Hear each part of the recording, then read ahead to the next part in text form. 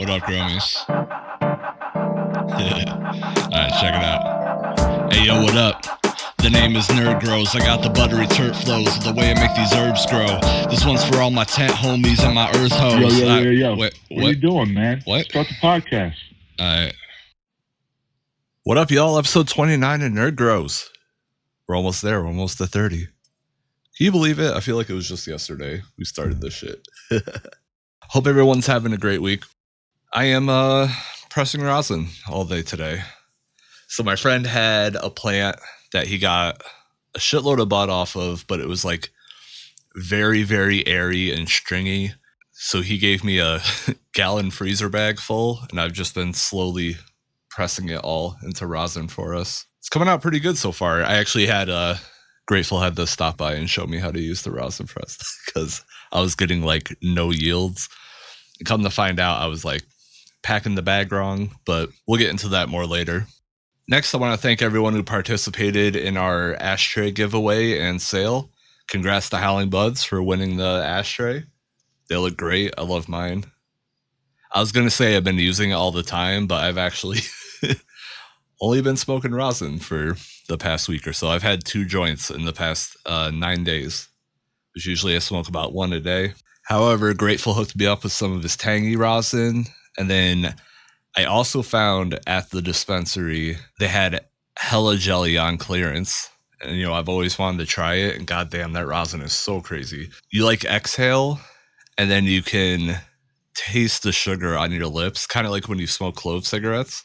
It's one of the craziest strains, or at least terp profiles that I've ever experienced. And yeah, I said I went to the dispensary because we hit that weird gap where I was waiting for plants to harvest, but my wife needed vapes. And by the time I could make the vapes for her, she would have been out. So I ran and got her a cart to hold her over. And I was like, oh shit, hella jelly on clearance. Goddamn. All right. I should have bought all of it, but I didn't know how good it was at the time. I also want to give a shout out to Alabrije Genetics because he gave me a shout out in his Alabrije zine. Which, let me tell you, I love zines. Like, you know, I'm an old punk rock guy. Zines on, like, photocopied newsprint paper and shit. I love that. Alabrije's is digital, but still has the whole aesthetic. And if you aren't signed up for the zine he puts out, you can go to alabrijegenetics.com, give him your email, and comes right to your inbox. I love it. So thanks for the shout out, buddy. I also wanted to say thank you for all the love and support you've been showing us over on YouTube. Our YouTube channel is growing really fast. At least for us. We're not like going viral or anything, but in the past month, we've seen the same amount of growth as the past 4 months combined. So it seems like things are ramping up over there, and I just wanted to thank you because I see you guys liking it, leaving comments, all of that. We work hard on this shit. So lots happened in my grow since we last talked. I harvested the Mango Smile and the Ice Latte.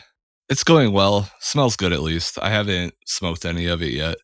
I just have it in bags. I try to go through my bud by like age, you know? So I still have a little bit of my last run to finish up. But yeah, for my grow, I got Wizard Stash Remix on day 61.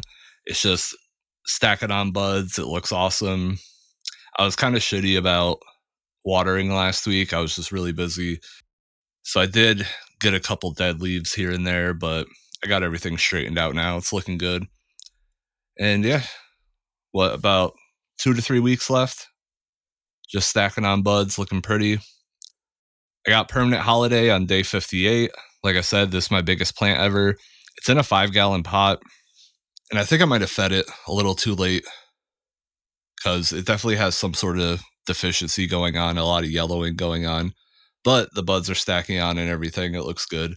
I'm hoping the food will kick in soon.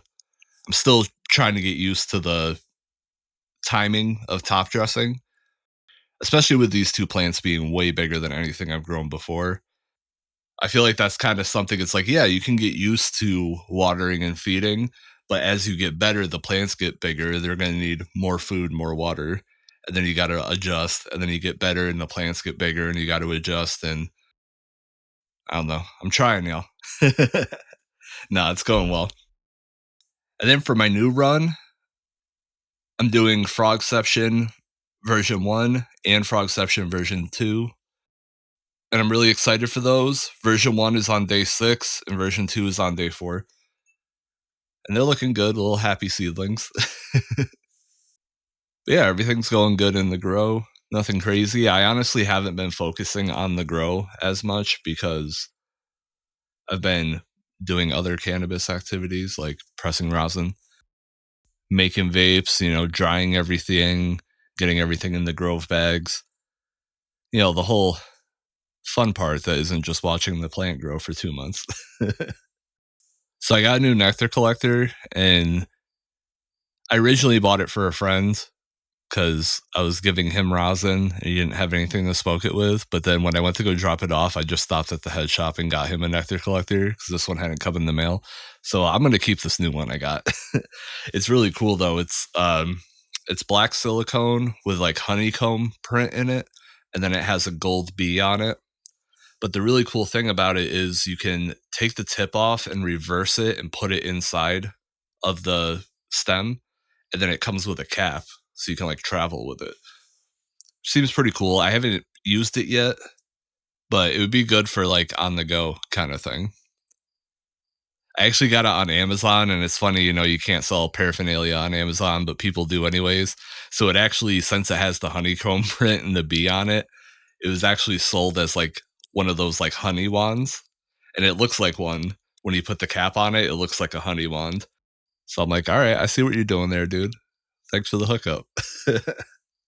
My outdoor garden is going well. All the plants are getting big. Well, none of my peppers germed, or they did, but they're still in seedling, so I don't know what's going on. I'm still watering them, just seeing what's happened. But I'm about to set up another raised bed. I got a bunch of scrap wood in the garage.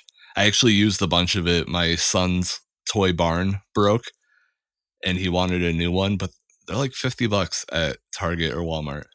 So while he was napping, I took a bunch of scrap wood and I built like a dollhouse kind of barn for him with it. And then with the rest of the wood, I looked at it and I'm like, all right, I can get another raised bed out of all this wood. So I'm going to go for that. I still have a few things I haven't planted, but it's stuff that usually takes like more than a year to really get going, like rhubarb and stuff. So I'm going to try to get that going this weekend. Oh, funny story. My mom came over yesterday and I was showing her the garden, and I was like, yeah, look how tall the tomatoes are. And she's like, those are tomatoes. Those are weeds. And I was like, all right, well, I'm a fucking idiot. So she pulled the weeds, and then, yeah, there were the tomato plants right underneath it. I was like, damn, okay. So, yeah, the tomatoes are doing well. The new tomatoes I just met yesterday, and the weeds I've been watering for the past couple weeks. I'm new at this shit. This is my first time gardening.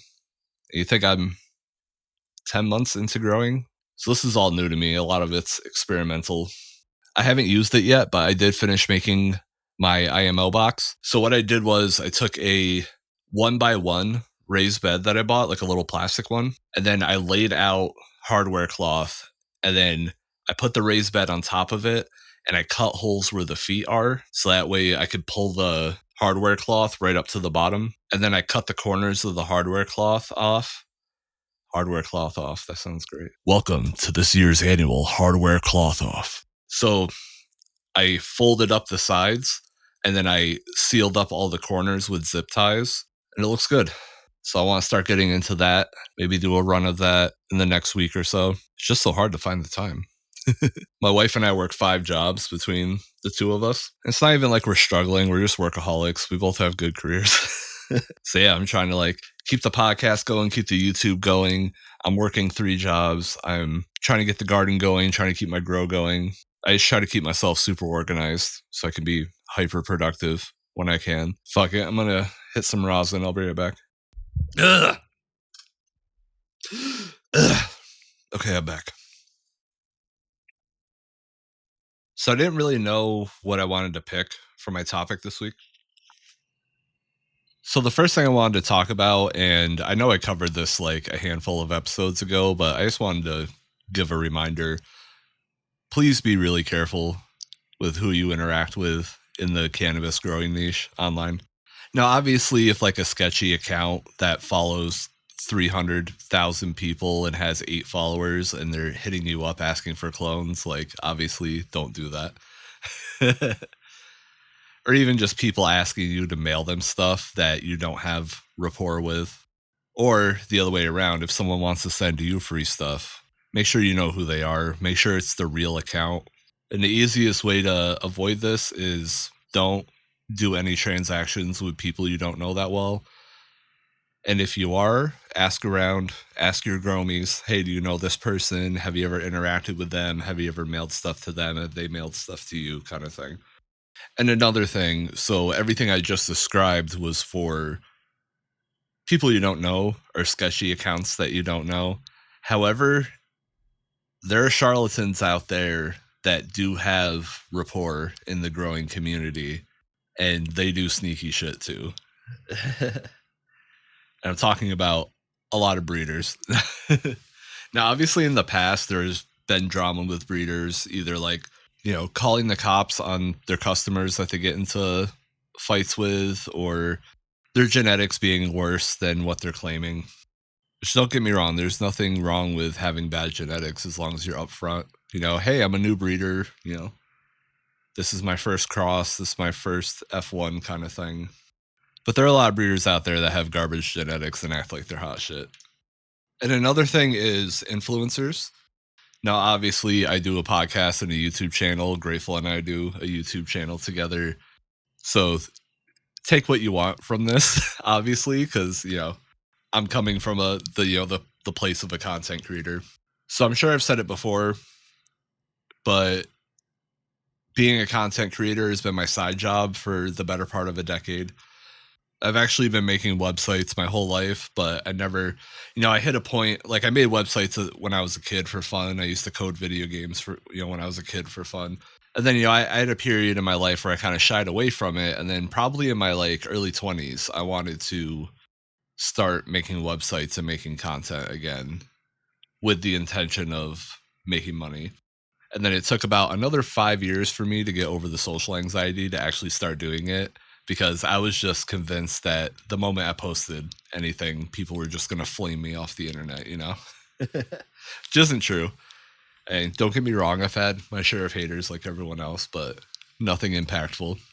So with all that said, there is an ethics side of being a content creator, and a lot of times it's at odds with how much money you can make.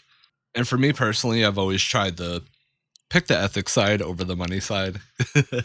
Mostly because my philosophy on the whole thing is I already have a job and I already have a career, and all the bullshit that comes with that, like your bosses and being overworked, having to stay late, people trying to be selfish and get over on you all the time, normal jobs. So if I'm going to build my own job, I'm not going to put all that bullshit in with it just because that's the way you're supposed to do things. So for example, when I work with other creators or if I hire other creators, I always give them back whatever money they made for me, which I know sounds counterintuitive because why would you bring someone on board and then give them all the money back? But you think kind of like a rising tide kind of thing where, oh yeah, I would have made $200 this month. Homeboy brings me $100, but because we had all of our content together, our audience grew and we made $350, and then we split it. So he gets 125 and I get 225 kind of thing. But I do my best to never take profit, like net profit, off of anyone that I work with. And sometimes you can't avoid it because people are too nice and polite, but I also try to never take the homie discount. I know there's a couple of you listening right now where you sent me stuff for free and then, there's magically some cash in your Cash App the next day. While I love that we're all nice to each other and share with each other, I want to show you the same love that you're showing me, But with all that said, we've had some run-ins lately with some creators, and I'm not going to name names, but with some creators and influencers that don't seem to have the community ethics and etiquette in mind. So we've discussed just random accounts hitting you up and how that can be sketchy. But I want to give you 2 tips for dealing with influencers, or at least vetting influencers that you interact with in our circle or in our niche. And the first one is look at how that creator is getting paid. And let me make something clear. I don't believe that just because someone is sponsored by a certain company means that they're behaving unethically. To me, that's kind of like circular logic, right? Where it's like you grow your audience to get sponsored, but now that you're sponsored, no one can take your word on anything. It's like, why would you do that in the first place if that logic was true? But with that said, what you really want to look at is the sponsorship versus the quality of that person's content. I've met people on Instagram who are always promoting products and then they don't have much other content outside of that. And it's obvious that they're just signing up for affiliate programs and then just trying to hit the affiliate numbers. For those of you who don't know, and I don't know if this is still true, but at least, when I was more into websites, this was the case is that typically a good affiliate overturn rate or success rate is 1%. And that's not just for people who post about a product. I'm talking about people who actually click the affiliate link. The turnover is about 1%. So, for example, say I got sponsored by a breeder and the breeder said they would give me 8% commission on anybody that clicks through my link. Now, say my click through rate on an Instagram post is 5%. So, for every 100 people that see my post, 5 people will click the link. And then out of everyone who clicks the link, 1% of them actually buy the product. So in order for that Instagram post to make me money, it would have to get like upwards of 2,000 ish views just to sell one thing. And say it is a breeder where their seed pack is $40 and they're giving me 10% commission. So you're looking at 2,000 views converting into $4. So like it's very difficult. And you can usually tell when an influencer is really pushing this because they spend most of their content time promoting products as opposed to making content. However, there are creators that do the opposite. So, for example, say I'm running a blog about cannabis breeding, and every week I do like one post about a breeder that I'm connected with, and then I spend the rest of the week putting out 10 blog posts that are helping people learn how to breed, right? I don't think there's anything wrong with that because the creator is proving that they're putting their best foot forward to actually help their audience. And this isn't even just in the cannabis niche, it's in every niche. But yeah, all of that to say, and I know this is a lot of like under the hood internet talk. So I'm sorry if this is boring for you, but this is how my mind goes. But yeah, looking at that ratio of how much non-sponsored content are they putting out and how good the content is versus the amount of sponsored content they're putting out. I think that's the real decider. Because I have some friends that are like super into anything anyone's selling, and then I have friends on the other side where it's like, oh, if you have a sponsorship, I'm not going to fuck with you at all. And I think those are the extremes of the argument, and that there are creators that can do it the correct way. And the second tip I wanted to give you for dealing with influencers and creators in the cannabis growing niche is reliability.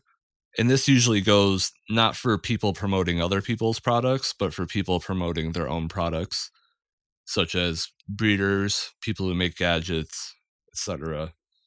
You never want to like pay to enter a raffle and then the person just runs away with your money, or you pay to enter a grow off and then the grow off never happens. That actually happened to me last year. I'm not going to say who it was, but yeah, there was a breeder who was like, "Hey, we're doing a grow off. It's like $20 per person or something," and then they just never did the grow off, and it was obviously just a ruse to sell off their seed inventory. So that was the whole thing. Was like, for $20, we'll send you a pack of our seeds, kind of thing. So I got hit with that one. I'll tell you guys. It was a long time ago though. But yeah, if you're interacting with someone who actually has a presence in the community, not just a bot account or a scam account. Look at how reliable they've been in the past to their customers. See if there's, go in the comments, see if there's people complaining. Also see like how good they're maintaining their brand in general, right? Like go see how good their website looks. Are they interacting with people on social media? Are they running like a Discord server or a forum or a subreddit? Are they maintaining it correctly? Do they have mods? All of that. And just really make sure you're vetting everyone. Because I know I've ranted on this long enough, but usually when the topic of scammers in the community comes up, a lot of times it's bot accounts and just straight up scam accounts or people impersonating other brands. However, there are people that have a presence that don't have the best business tactics as well, and you should also be wary of them. But yeah, that's enough bullshit. So the second thing I wanted to talk about, as I said at the beginning, I've been pressing rosin a lot this week, and I was getting really, really bad yields. And Grateful actually came over and taught me how to use the press correctly. Because, like, obviously, I've been watching YouTube videos and reading forum posts and getting advice from people on Discord, but that only does so much if it's like a hands-on activity that you have to kind of work through yourself to get like the muscle memory and all of that down, like the actual physicality of doing it down. It's one thing if you're teaching yourself Rubik's Cube, because every time you fuck up a Rubik's Cube, it doesn't cost you an eighth of weed. It's very low risk. So it was getting to the point where I was getting frustrated, where I'm like, what am I doing wrong kind of thing. And when I watched Grateful use my rosin press, I picked up a couple things that I was definitely doing wrong. So I wanted to talk about the mistakes I made as a new rosin presser. Is that a thing? I'm a presser, y'all. I'm an oppressor. All right, so the first thing is the preheating. You want to get your material warm before you fully press it down. And I wasn't pressing it as much as he was. And that was a big thing that I noticed was when I would preheat, I would only close the plates enough just to hold the bag in place.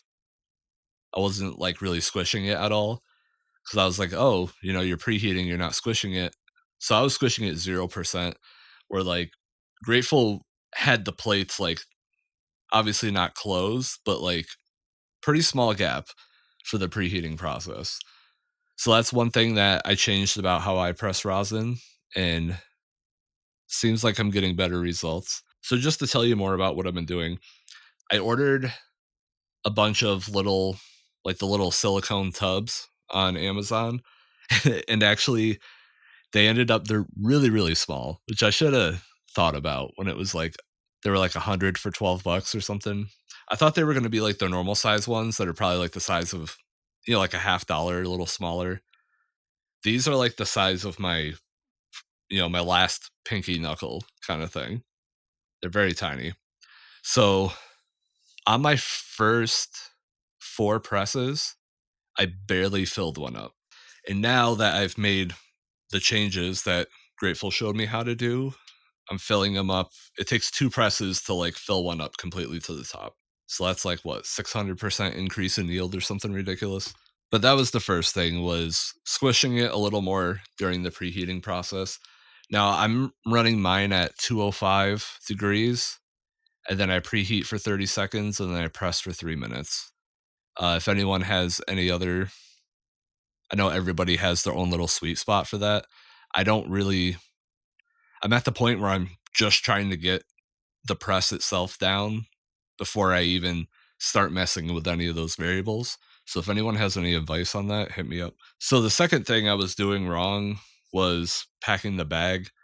I didn't realize like how much you can manhandle these bags. So I definitely wasn't pressing it in enough. I think I was screwing up the corners too. I think it's called the bottle method, where you tuck the corners in on the bottom and then you squish it vertically. So I think another part of my problem was I wasn't handling, as I was filling it, I wasn't handling the tucked corners correctly, and it was causing the bottom of the bag to be really loose. So then I press it, and then all the rosin just goes into the extra bag material. Because I was noticing that too. I was like, there's so much rosin here, but it's all stuck on the bag, right? With all my earlier presses. So yeah, I'm really pressing really hard. So right now I'm looking into pre-presses to help me fill the bags. But right now I have a like an old empty lighter, and I just hold the bag in my hand, and then I just press the lighter down into my hand and just pack it all down. And it's been working pretty well so far. And the other thing I changed was how I close off the top of the bag. So before I was cutting it like just above where the bud stops, and then I was just crinkling it down like twice, like the way you would close a bag of chips. I would just like roll it into itself. But now I actually leave a little more material than I was before, but actually, tucking the short sides, tucking the long sides, like the way you'd like fold a box together. So I've been doing that. That seems to be working better. I also bled my machine, and I actually think I need to do it again, or at least try it again, because I am getting. So before, I would have to like keep pumping the press while I was pressing. It's not like the plates were falling the entire time, but like every 20-ish seconds, I could get another full pump in. And I just thought that's the way the machine was because I'm new at pressing rosin. But then I was watching some videos and people are like, fuck no, man. So I bled the machine.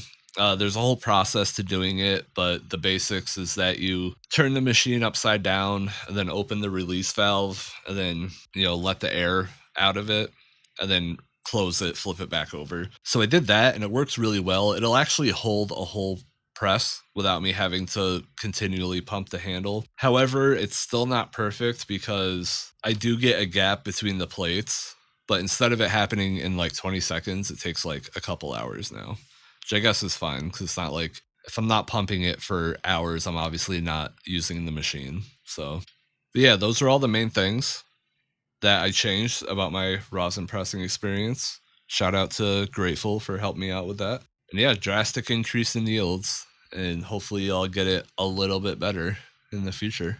We'll just keep hitting rosin. Mostly making vapes for my wife, like I said. All right, so for pop culture this week, I don't really have one thing, but a bunch of little stuff happened. So obviously we have Elden Ring Shadow of the Erdtree. As of right now, I cannot play it. For those of you who don't know, in order to play the DLC, you have to have beaten one of the optional bosses in the game. Now, I beat this boss on my first playthrough, but that was on PS4. My character didn't transfer over when I got my PS5, so I had to start the game over. So I'm at the point where I'm at that boss, but I'm like just not strong enough to beat him yet. So I'm out grinding out the rest of the game. For those of you who do play, I'm in the beginning parts of Atlas Plateau. I'm like almost done running everything in Mount Gelmir. So I'm working my way towards the city. Obviously, the DLC starts at Mogwin Palace, which I got there early game by doing Var's questline, specifically so I could do Chicken Farm. So if you play Elden Ring, you don't know what Chicken Farm is. So you do Var's questline until he gives you the medallion. And then when you do the medallion, you can warp to Mogwin Palace, as opposed to getting there naturally later in the game. But instead of going into the palace, you turn around backwards and run all the way through the woods. Then eventually you'll hit a dead end with a site of grace at it. And if you look over the edge of the cliff you're on, there's one of those giant chicken monsters walking around, and you can hit him with a bow and arrow. And when he aggroes to you, he'll run off the edge of the cliff and die. And you get I think like 7,000 souls per. And since you're literally 2 steps away from the site of grace, so you shoot the arrow and then you turn around and you hit the site of grace, and by the time your character sits down and it loads the grace menu, the runes are already coming in. And then obviously your rune return can be increased by using the pickled gold foul foot. Is that what it's called? Which doubles your rune intake for a couple minutes. And then I believe there's also a talisman that gives you rune increase as well. So if you just want to power level yourself a little bit, you can just sit there with a stack of golden foul feet and just hit the chicken over and over. And there are other ways to farm runes in the game, but that's my favorite one just because it's easy to do. You can get there. The main part of Var's quest line takes place in Lerny of the Lakes, so you can get the chicken farm fairly early in the game, which is nice. And it's just a good, like, even if you like finish a dungeon and you need 80,000 runes to level up and you have 60, you can just warp there quick, hit the chicken twice, level up, and then go back to whatever you're doing before. But yeah, all that said, maybe I can get Moog tonight. I got the potion where you can take his little blood spell off of you. God, I fucking hate that guy. So I'm all set for that. This time I'm doing something different. Typically, I run in all Dark Souls games. I run pure sorcerer, or like I'll play battle mage sometimes. Depends on the game. But obviously, playing pure sorcerer all the time, I'm playing ranged primarily. And this time around, I wanted to do more of a melee build, but I didn't want to completely get off the magic tee yet. So right now I'm playing a confessor, which is like the kind of like paladin-esque character. It's not really a paladin, it's more like almost like a rogue, a holy rogue kind of thing. No, but I'm running dual, so power stance, dual sights, and they both scale with faith. And then I don't really use spells other than incantations to buff myself. And then also my Ash of War on my right hand scythe can do that move where you shoot the holy beam out and then it buffs your weapon for 30 seconds. So like I'll get into like a boss fight, I'll buff myself, I'll buff my weapon, drink my physics, and then I'm good. And then I'm using the jumping talisman, so I literally just jump, double hit, jump, double hit, jump, double hit, and I'm stacking bleed and dealing extra holy damage the whole time. And it's working out really good so far. I honestly never thought I'd be able to get decent with a melee build, but this build rocks. I definitely suggest trying it out if you haven't. I mean, obviously, like dual wielding bleed weapons is kind of the meta in Elden Ring, but I wanted to try it out. I'm doing really well so far. Honestly, it was easier than my first run as the sorcerer. Another thing going on this week is I started rewatching The Boys. The new season just started, I believe. And I think I stopped like most of the way through the first season. Now, I've read almost all of the comic, and that's part of the reason why I'm starting over instead of just picking up where I left off, because a lot of the comic storylines and the show storylines are kind of bleeding together in my head and I can't separate them. Not having watched a lot of the Boys TV show, I don't have as much knowledge of those plot lines versus the comic. It's not like Walking Dead where I've seen both multiple times and I can be like, oh yeah, this is the comic. At this point in the comic, this happens in the show, vice versa kind of thing. So I'm just starting at the beginning, going through it. Now, if you haven't watched The Boys, it's based on a comic by Garth Ennis. He's the same guy that made the comic Preacher, which is one of my all-time favorite comics as well. The show wasn't that great, but don't judge the Preacher comic based on the Preacher show. Just go read the comic because it's amazing. But The Boys is kind of a parody of the Justice League, like if they were all scumbags, right? So all the superheroes are based around the Justice League, more or less. So there's like Superman kind of characters, Aquaman kind of character kind of thing. But they're all controlled by a big corporation. It's like the way superheroes are run are like very capitalist. And all the superheroes come off as nice like they would in DC or Marvel, but behind the scenes they're all scumbags and they kind of live like the rock star life. So like they do dirty deals with people, they take advantage of women, get involved in wars and political affairs, just all sorts of scummy stuff. And if you haven't watched it, I'm not really going to spoil it outside of the basic premise like I normally do. So the basic plot of The Boys is this dude is on the sidewalk talking to his girlfriend, and all of a sudden she just explodes into just a huge spray of blood, like completely disintegrated. And when he looks, it's the character that's based on The Flash was like running at hyperspeed down the street and bumped into her and just completely disintegrated her. And then the boyfriend, who's kind of like a meek, can't stand up for himself kind of guy, goes on this path of vengeance to get back at the superheroes for what happened to his girlfriend. And then along the way, he meets other people that are like trying to expose the corruption of the superheroes and take down the corrupt superheroes and all that. And it just spirals out from there. But the show's good so far. I like the cast. Jack Quaid plays the main character. A lot of you may know him as Richie Kirsch from the new set of Scream movies. And it's funny, I feel like he has a very similar personality to Richie. There's a scene in the beginning of the first episode of The Boys where his girlfriend asks him to lay cable, and he's like, "You don't want me laying cable, you want me laying pipe."